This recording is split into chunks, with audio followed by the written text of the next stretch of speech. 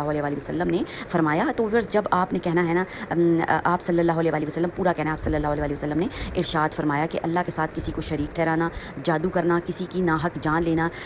جسے اللہ تعالیٰ نے حرام قرار دیا ہے, سود کھانا اور یتیم کا مال کھانا, لڑائی سے بھاگ جانا, پاک دامن بھولی بھالی ایمان والی عورتوں پر تہمت لگانا. تو ویورز